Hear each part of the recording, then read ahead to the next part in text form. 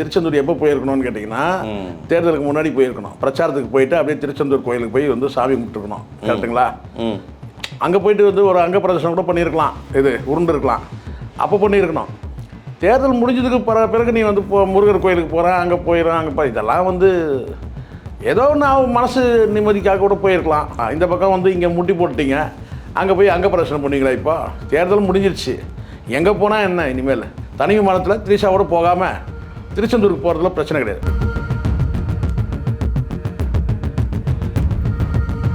இந்த 20 வயசு கீழே இருக்காங்க இல்லையா, அவங்களோட ஒரு நிலைப்பாடு வந்து ரொம்ப வெறித்தனமாக இருக்குது.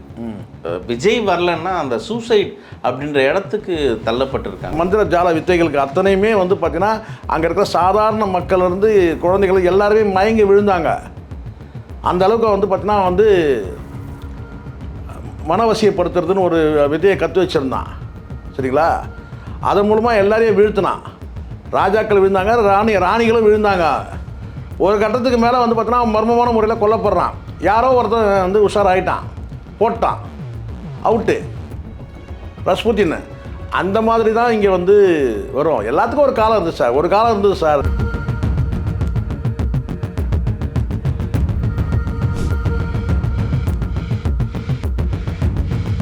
நாளைக்கு இந்த கவர்மெண்ட் வேறு ஒரே நாடு ஒரே தேர்தல் தான் சொல்கிறாங்க. நாளைக்கு கஷ்டம் நமக்கு இந்திய பிரஜை இல்லைன்னு சொல்லிட்டு போகிறாங்க. அப்படின்னு கூட வந்துடும் மக்கள்கிட்ட ஒரு அவேர்னஸ், அவ்வளோதான். சரி, இது விஜயோட தாக்கமே இருக்குது. நான் இது போன்று எப்பொழுதுமே பார்த்ததில்லை. இது மிகப்பெரிய ஆச்சரியத்தையும் அதிர்ச்சியையும் ஊட்டுகிறது. இது வந்து வெளிநாடுகளிலிருந்து வந்து மக்கள் ஆர்வத்தோடு வந்து வாக்களிப்பது என்பது நான் முதன்முறை பார்க்கிறேன்.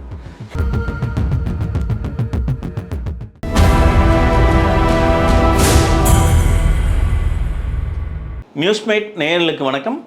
இன்றைய நேர்காணலில் நம்மோடு இணைந்திருக்கிறார் மூத்த ஊடகர் திரு சேவ்கார் அவர்கள். சார் வணக்கம். சார் வணக்கம். மே 4 ரொம்ப ஆவலோடு எதிர்பார்த்துக்கிற ஒரு நாளாக இருக்குது. மே 4 10 பேருக்கு பால் ஆவலோடு அதான் எதிர்பார்க்க. இல்லை, அதாவது இது சீரியஸான விஷயம் தான் சார். இது கொஞ்சம் திமுக பக்கமும் ஒரு பிளானில் இருக்காங்க. கிட்டத்தட்ட அவங்களோட கணிப்பு 130 தொகுதி திமுகவுக்கு ஃபேவராக இருக்குது. மே 8ஆம் தேதி பதவியேற்பு விழாலாம் அந்த இதுலலாம் பிளான் பண்ணி டிஸ்கஸ் எல்லாம் போயிட்டு இருக்கு. அதே பக்கம் அதிமுக பக்கமும் 9ஆம் தேதி அவருக்கு சில தேர்தல் ஆலோசகர்களெல்லாம் கூப்பிட்டு பேசியிருக்காரு. எடப்பாடி நேற்று பேசியிருக்காரு. இல்லை அவங்களுக்கும் ஒரு ஃபேவராக இருக்குது அப்படின்றாங்க. 150 தொகுதி அதிமுக சாதகமாக இருக்குது. இதில் என்ன இன்னொரு விஷயம்னா, இந்த பக்கம் ஏற்கனவே நம்ம பார்த்தோம் இல்லையா, அமைச்சர்கள் லிஸ்டெல்லாம் போட்டாங்க. மே 8ஆம் தேதி பதவியேற்பு விழாவும் பிளான் பண்ணிட்டாங்க. விஜயோட சிஎம் கனவு பழிச்சிருச்சு, விஜய் சிஎம் தான் பேசிட்டு இருக்காங்க. இல்லை, அது நீ அந்த அமைச்சரோட லிஸ்ட்டு வெளியாச்சுல்ல, அது டிவிகே தரப்பில் வந்து லிஸ்ட் ஆகலை. அது வந்து வேறு இந்த விஷமிகள் எதிர்நிலை உள்ளவர்கள், அது யார் வேணால் எடுத்துங்க. சரிங்களா? அவங்க பண்ணதானே தவிர அதை வந்து இவங்க அஃபிஷியலாக வந்து மறுத்து இருக்கணும். அதை மறுக்க வேணாம், இருந்துட்டு போட்டோம். அவங்களோட தொண்டர்களே தான் பண்ணியிருக்காங்க. இல்லை சார், இது ஆர்வக்கோரில் அப்படி நடந்துருக்கலாம். இல்லை வந்து பார்த்தீங்கன்னா எதிர்த்தரப்பில் இருக்கிறவங்க பண்ணியிருக்கலாம் இல்லையா? ஆனால் வந்து இது அஃபிஷியலாக வந்து இது இல்லைன்னு மறுத்து இருக்கணும். விஜய் வேண்டுதல் எல்லாம் பலமாக இருக்குது. திருச்செந்தூர் இன்னைக்கு காலையில் விடியற் காலையிலே தரிசனம், முதல் தரிசனம். இது சார், இது ஒன்று நல்லா புரிஞ்சுங்க. தான் வந்து குறிப்பிட்ட ஒரு மதத்தை சார்ந்தவன் இல்லை. இது திருச்செந்தூர் எப்போ போயிருக்கணும்னு கேட்டிங்கன்னா தேர்தலுக்கு முன்னாடி போயிருக்கணும். பிரச்சாரத்துக்கு போயிட்டு அப்படியே திருச்செந்தூர் கோயிலுக்கு போய் வந்து சாமி கும்பிட்டுருக்கணும். கரெக்டுங்களா? அங்கே போயிட்டு வந்து ஒரு அங்க பிரதர்ஷனம் கூட பண்ணியிருக்கலாம், இது உருண்டு இருக்கலாம், அப்போ பண்ணியிருக்கணும். தேர்தல் முடிஞ்சதுக்கு பிறகு நீ வந்து முருகர் கோயிலுக்கு போகிறேன், அங்கே போயிடுறேன், அங்கே இதெல்லாம் வந்து ஏதோ நான் மனசு நிம்மதிக்காக கூட போயிருக்கலாம். இது வேண்டுதல் எது ஒன்றாலும் இருக்கலாம். அது ஒரு பெரிய பொருட்டாக அதை பேசணும் அவசியமே கிடையாது. குறிப்பிட்டு நீங்கள் வந்து பிரச்சாரத்துக்கு முன்னாடி நீங்கள் போயிருந்தீங்கன்னா கூட சொல்லலாம். நீங்கள் ஒரு ஸ்டாண்டில் இருக்கீங்கன்னு சொல்லலாம். இந்த பக்கம் வந்து இங்கே முட்டி போட்டுட்டீங்க, அங்கே போய் அங்கே பிரச்சனை பண்ணீங்களா? இப்போ தேர்தல் முடிஞ்சிருச்சு, எங்கே போனால் என்ன? இனிமேல் இல்லையா? தனி விமானத்தோட நடிகையோட போகாமல் இருந்தால் சரி. ஏன் நேரடியாக சொல்லி நடிகை நான் திரிஷாவே சொல்லிடுறேன். தனி விமானத்தில் திரிஷாவோட போகாமல் திருச்செந்தூருக்கு போகிறதுல பிரச்சனை கிடையாது. திரிஷாவோட போனால் தான் பிரச்சனை. திருச்செந்தூர் போனால் பிரச்சனை இல்லை. இப்போது சிஎம் கனவுல 3 கட்சிகளுமே இருக்குது. அது ரிசல்ட் ஒன்று தெரியும் யார் முதலமைச்சர். ஆனால் இங்கே ஒரு பெரிய ஒரு ஆபத்தான விஷயம் இங்கே மக்கள் மத்தியில் பார்க்கப்படுது. மக்களை விட இந்த 20 வயசு கீழே இருக்காங்க இல்லையா, அவங்களோட ஒரு நிலைப்பாடு வந்து ரொம்ப வெறித்தனமாக இருக்குது. விஜய் வரலன்னா அந்த சூசைட் அப்படின்ற இடத்துக்கு தள்ளப்பட்டிருக்காங்க. அந்த அளவுக்கு மென்டலி ஒரு சார் இதெல்லாம் அப்படி இல்லை சார். நான் என்ன சொல்லுன்னா, போகணும்னு இருந்தால் போய் தான் தீரும். நான் ஒரு நல்லா புரிஞ்சினேன். அடிப்படை அறிவு இல்லாத ஒரு கூட்டம், அதை வழிநடத்துகிற கூட்டமும் வந்து பார்த்தீங்கன்னா அறிவு இல்லாத கூட்டம், வேறு என்ன எதிர்பார்க்க முடியும்? அடிப்படை அறிவு இல்லாத கூட்டம், அதை வழிநடத்தக்கூடிய கூட்டமும் அறிவில்லாத ஒரு கூட்டம். அப்போ இதெல்லாம் நடக்க தானே செய்யும். ஆனால் நக்கீரன் கோபால் பேசியிருந்தார், இந்த சூசைட் பண்ணிக்கிற கூட்டங்களை பற்றி பேசியிருந்தார். அது மாதிரி இதெல்லாம் வந்து நடக்கணும்னா இப்போ நம்ம என்ன சார் இதில் போயிட்டு வந்து கருத்து சில காணொலிகளை சார் நான் சொல்ல போகிறேன். இங்கே எப்போ வந்து இங்கே தேர்தல் ஆணையம் விட்டுட்டு வேடிக்கை பார்க்குது, குழந்தைகள்கிட்ட பிரச்சாரம் பண்ணக்கூடாது, குழந்தைகள்கிட்ட பிரச்சாரம் பண்ணுறாங்க, அதையும் வேடிக்கை பார்க்குது. சரிங்களா? எவ்வளோ விஷயங்கள் தான் வந்து இங்கே வந்து கடந்து போயிட்டுருக்கோம். அவன் வந்து பார்த்தீங்கன்னா பகிரங்கமாக சொல்கிறான், நீங்கள் வந்து குழந்தைங்கள்லாம் வந்து உங்கள் அம்மா அப்பா இந்த பிரச்சாரம் பண்ணி ஓட்டு போட சொல்லுங்கன்றான். அதே இந்த எலெக்ஷன் கமிஷன் வேடிக்கை தான் பார்க்குது. எலெக்ஷன் கமிஷன் யார்கிட்ட இருக்குது? சென்ட்ரல் கவர்மெண்ட்டுக்கிட்டே இருக்குது, பிஜேபி கவர்மெண்ட்டுக்கிட்டே இருக்குது. அப்புறம் ஒருத்தர் சொல்கிறாருன்னா, தேர்தல் முடிஞ்ச பிறகு நாங்கள் வந்து தாவேக்காவோட கூட்டணி வைப்போம், தேர்தல் முடிஞ்ச பிறகு தாவேக்காவோட கூட்டணி வைப்போம்னு சொல்கிறாரு. ஸோ இதெல்லாம் தெரியுதுங்களா? இதெல்லாம் ஒரு அண்டர்ஸ்டாண்டிங் தான் நடக்குது. காலம் எல்லாத்தையும் இருக்குது சார். நம்ம தான் சொல்கிறோம்ல சார், இது எல்லாமே இது வந்து எவ்வளோ பார்த்துட்டோம், இதே நம்ம பார்க்க மாட்டோமா? இப்போ ரஷ்யாவில் ஒரு கதை ஒன்று இருக்குது, நீங்கள் இணையத்தில் எடுத்துக்கிட்டா கூட தெரியும். ரஸ்புத்தின்னு சொல்லிட்டு ஒருத்தர் வந்து ஒரு சாமியார், ஒரு முறை காந்தராஜ் கூட பேசியிருந்தார் நினைக்கிறேன். ரஸ்புத்தின்னு சொல்லிட்டு ஒரு சாமியார். அவன் வந்து பேரளவுக்கு சாமியார். அவன் வந்து எப்படி வந்து ராஜாக்களை எப்படி கவர் பண்ணான், ராஜாக்களுடைய மனைவிகளை எப்படி வீழ்த்தினான், காம வலையில் வீழ்த்தினான், எப்படிலாம் வந்து மக்கள்கிட்ட வந்து தன்னை வந்து பார்த்தீங்கன்னா வந்து ஒரு பெரிய ஆளுமையாக தன்னை காட்டிக்கிட்டான். கடைசியில் அவன் வந்து என்ன எப்படி வந்து அவனுடைய மரணம் நிகழ்ந்தது, இதெல்லாம் வந்து ஒரு ஒரு மர்ம நாவல் மாதிரி இருக்கும் கிட்டத்தட்ட. என்ன நீங்கள் இணையத்தில் எடுத்து பார்க்கலாம், ரஸ்பூத்தின்னு சொல்லிட்டு. அந்த மாதிரி உலக வரலாறில் அங்கே ஒன்றும் இங்கே ஒன்றுமா அப்படி தான் சார் சில பேர் இருக்கிறான். கொஞ்ச காலம் பிரகாசிப்பானுங்க, அதுக்கப்புறம் பார்த்திங்கன்னா அவனுடைய வாழ்க்கை எப்படியோ போய் முடிஞ்சிடும். இவனை பொறுத்த வரைக்கும் தன்னை வந்து ஒரு அரசியல்வாதியாக காட்டிக்கவே இல்லை. யார்? விஜய் பொறுத்த அரசியல்வாதியாக ஒரு மக்களுக்கு சேவை செய்ய வந்தவனா காட்டிக்கவே இல்லை. ஒரு நடிகனாக காட்டிக்கிறான். வந்து அவன் மீது வந்து பார்த்தீங்கன்னா மயக்கம் கொண்ட பல வந்து ஆண்களையும் பெண்களையும் வந்து உள்ளடக்கி தானே ஒரு அரசியல் கட்சின்னு காட்டினார். இன்றைக்கி வரைக்கும் வந்து ஒரு அரசியல் கட்சியாக வந்து அதை மக்கள் அங்கீகரிக்கவே இல்லை. அதுக்கு காரணம் வந்து கொள்கையின் கீழோ கோட்பாட்டின் கீழோ தத்துவத்தின் கீழோ வந்து கட்சியை வந்து வடிவமைக்கலை. பேரளவுக்கு இப்போ கட்சி தமிழக வெற்றி கழகம், அதுக்கு கீழே இருக்கிறவங்க யாரான்னு கேட்டால் சினிமா வந்து கவரப்பட்ட ரசிகர்கள் கூட்டம் ஒன்று வச்சுருக்கிறான். ரசிகர்கள் கூட்டன்றதுக்கு தாண்டி அது வந்து கோமாளிகள் கூட்டமாக இருக்குது. அதுங்களை மையப்படுத்தி தானே ஒரு அரசியல் தலைவர்னு சொல்லி தன்னை வந்து அடையாளப்பட்டேன். இது காலம்தான் பதில் சொல்லும். 41 பேர் இறந்ததுக்கு வந்து விடை இல்லாமலாம் போயிடாது. நீங்கள் நினைக்கிறீங்களா? அப்படி நினச்சின்னா அது தப்பு, மாற்றிக்குங்க. எல்லாத்துக்கும் பதில் இருக்குது. இயற்கைன்னு ஒன்று இருக்குது. இல்லை, அதை தாண்டி இங்கே தமிழ்நாடு மக்கள் அந்த குழந்தைகள்லேருந்து அந்த 20 வயசு அதான் சொல்கிறேன் சார். இப்போ மனநோயாளியாக மாறதுக்கான வாய்ப்புகள் இருக்கு. மே 5 10க்குள்ள எப்படி பார்த்தாலும் வந்து ஒரு அனுமானிக்க முடியுது நம்மளால. நான் சூசைட் பண்ணிப்பேன், நான் குழந்தைங்கள சாவடிச்சிடுவேன், அதுதான் சார் வந்து அந்த பக்குவத்தில் அதுதான் நான் சொல்கிறேன் பாருங்க. இது வந்து பார்த்தீங்கன்னா ஒரு சில கூட்டம் வந்து இப்படி இருக்கும். இதெல்லாம் மூல செலவு செய்யப்பட்ட ஒரு கூட்டம். இது இப்படி தான் இருக்கும், இப்படி தான் நடக்கும். என்ன ஆகிடப்போகுது? அதனால் 41 பேர் செத்த உடனே என்ன ஆயிடுச்சு சொல்லுங்க பாருங்க. அது வந்து ஒரு இயற்கை பேரிடர்னு நம்ம வந்து கடந்து போயிடுறோம். இயற்கை பேரிடர் சுனாமி அது இல்லை புயல் வெள்ளத்தில் இருந்துட்டாங்களா சொல்லுங்கள்? கிடையாது. இங்கே புயல் வெள்ளம் இயற்கை பேரிடரில் இழக்கிறது வேறு சார், இறக்கிறது வேறு. கள்ளக்குறிச்சியில் வந்து ஒரு 61 பேர் செத்து போகிறான். எதனால் செத்தான்? போதைக்கு அடிமையே செத்தான். விற்கிறவன் ஒரு பக்கம் இருக்கிறான் சார், அவன் என்றைக்குமே விற்பான் சார். ஏதாவது ஒரு சாராயத்தை விற்றுட்டே இருப்பான். அந்த சாராயம்னா எலைட் சாராயம் விற்பான். டாஸ்மாக் போய் வந்து பார்த்தீங்கன்னா உள்ளே போய் பார் நடத்துவான். சாராயம் விற்கிறவன் குடிக்கிற உனக்கு எங்கே போச்சு அறிவு? காலங்காலமாக இருக்கும் அது சார். கொரோனா பீரியடில் எல்லாத்தையும் இழுத்து மூட்டான் சார். குக்கரில் சாராயம் காசுனவெலாம் இருக்கிறான் சார். வந்ததா இல்லை செய்தி? வீட்டுக்குள்ளேயே குக்கர்லேயே சாராயத்தை காசுறவங்களாம் வந்துட்டான். ஸோ அதனால் விற்கிறவன் தான் இருப்பான். ஆனால் போதைக்கு அடிமையானா 61 பேர் செத்தான். இதுவும் ஒரு போதை தான், இதுவும் போதை தான். சரிங்களா? இப்போ நிறைய பேர் வந்து பார்த்தீங்கன்னா வந்து எய்ட்ஸ் வந்து செத்து போகிறான், இல்லை வந்து வீடி வந்து அதாவது கேட்டால் அந்த பால்வினை நோயெல்லாம் வந்து செத்து போகிறான். அவன் எதில் சாகுறான்? அது ஒரு போதை. பெண்ணும் ஒரு போதை. அதான் ஒருத்தர் சொல்லியிருந்தான் பாருங்கள், ஒரு காணொலியில் கூட ஒரு செய்தி வந்துச்சு. என்னன்னு கேட்டிங்கன்னா, போதையை ஒழிப்போம்னு சொல்கிறீங்களே, இது அந்த போதையில் வந்து பார்த்தீங்கன்னா வந்து ஒழிக்கணும்னு சொன்னால் நீங்கள் பெண்களை அத்தனை பேரும் ஒழிச்சிடணும்னா எப்படி? பெண்களே போதை தான், பெண்களை ஒழிச்சிடணும்னு ஒருத்தன் இணையத்தில் எழுதியிருந்தான். என்ன அறிவாளிலாம் இருக்கிறாங்க நாட்டில். பெண்களை ஒழிச்சிடணுமா? இவங்ககிட்ட இருக்கிற அந்த போதை, அந்த அந்த அந்த பார்வையை ஒழிக்கணும்ல, பெண்கள் மீதான அந்த காம பார்வை தான் நீ ஒழிக்கணும். அப்படி சொல்லலை, பெண்களை ஒழிச்சிடணுன்றான். போதையை ஒழிக்கணும்னா பெண்களும் ஒரு போதை தான், பெண்களையும் ஒழிச்சிடுவீங்களா? எப்படிலாம் யோசிக்கிறானுங்க பாருங்கள். அவன் லெவலுக்கு யோசிக்கிறான். இங்கே யாரும் பகுத்தறிவோட யோசிக்கிறதே கிடையாது.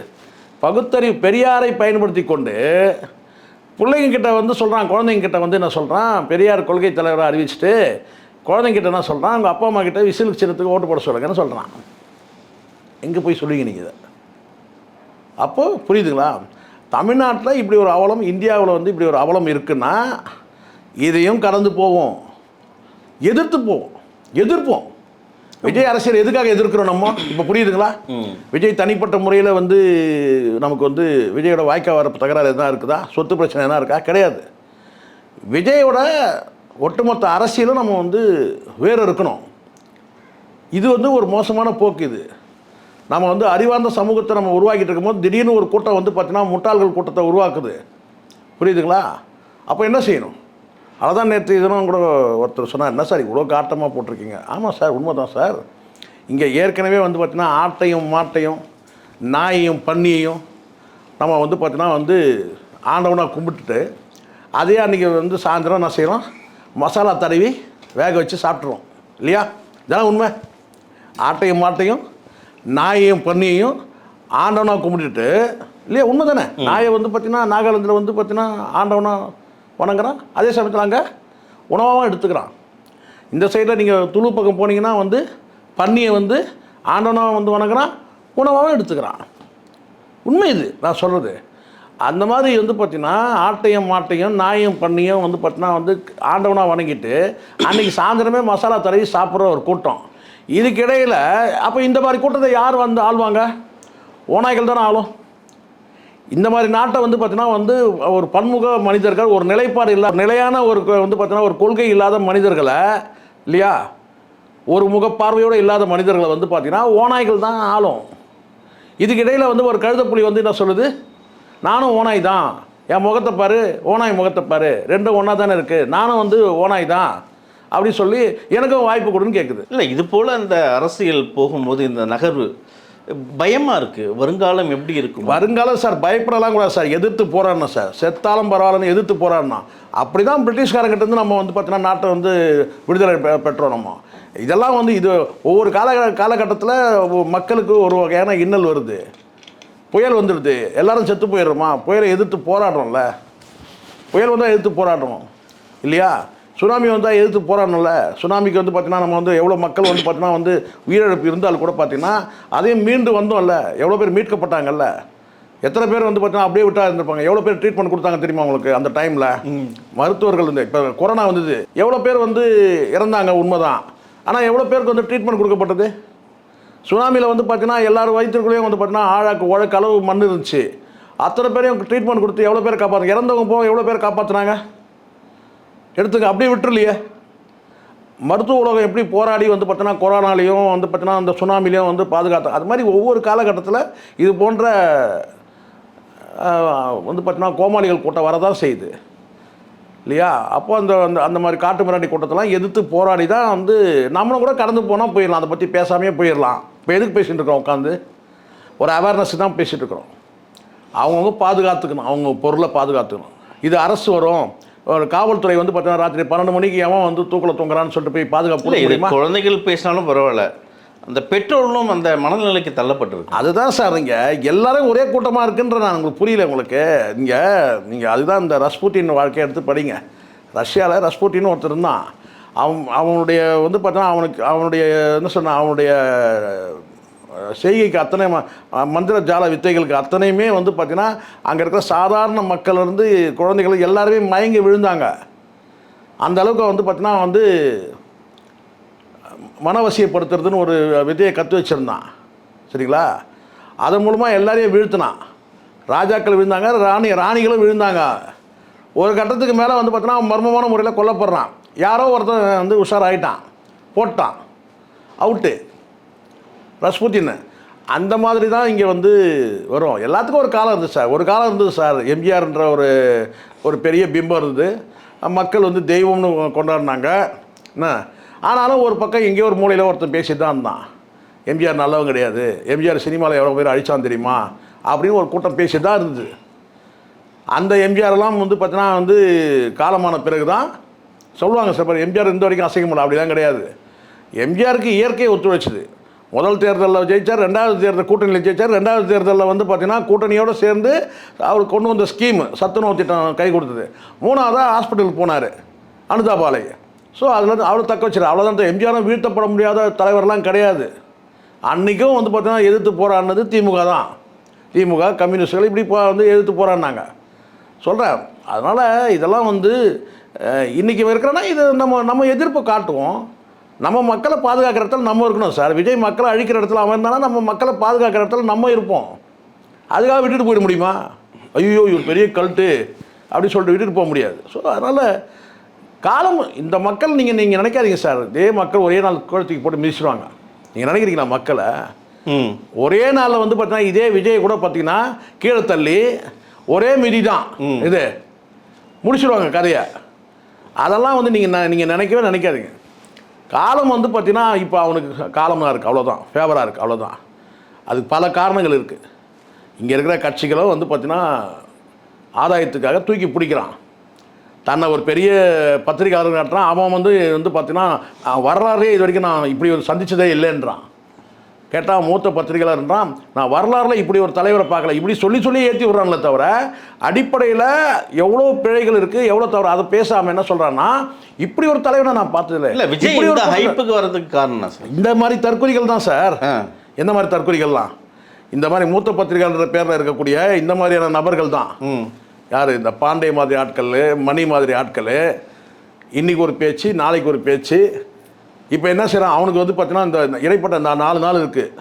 இந்த 4 நாளில் வந்து பார்த்தீங்கன்னா எப்படி பேசினா வியூஸ் போகும், எப்படி சம்பாதிக்க முடியும், அதுக்காக பேசலாம். இப்படி நான் வரலாறில் பார்த்ததே இல்லை, இப்படி நான் புவியியலில் பார்த்ததே இல்லை, இப்படி நான் அறிவியலில் பார்த்ததே இல்லை, இப்படி தான் பேசிகிட்டு இருக்கிறாங்க. ஆனால் அடிப்படையில் உண்மை என்ன? இப்படியான பிரச்சாரங்கள்லாம் பண்ணும்போது பார்த்தீங்கன்னா இங்கே உண்மையிலே சொசைட்டியில் இழப்புகள் என்ன, பாதிப்பு என்ன, ரிசல்ட் வந்தால் வந்து பார்த்தீங்கன்னா வந்து என்ன நடக்கும், இதை பேசாமல் வரலாறில் இது புதுமையாக நான் பார்க்குறேன், வரலாறுலேயே இது இல்லைன்னு பார்க்குறேன், வரலாறு நான் அப்படி பார்க்குறேன், இதையே பேசிட்டு இருக்கிறோம். தொடர்ந்து பேசுவோம் சார். உங்கள் நேரம் இருக்கிறது நன்றி. நன்றி சார்.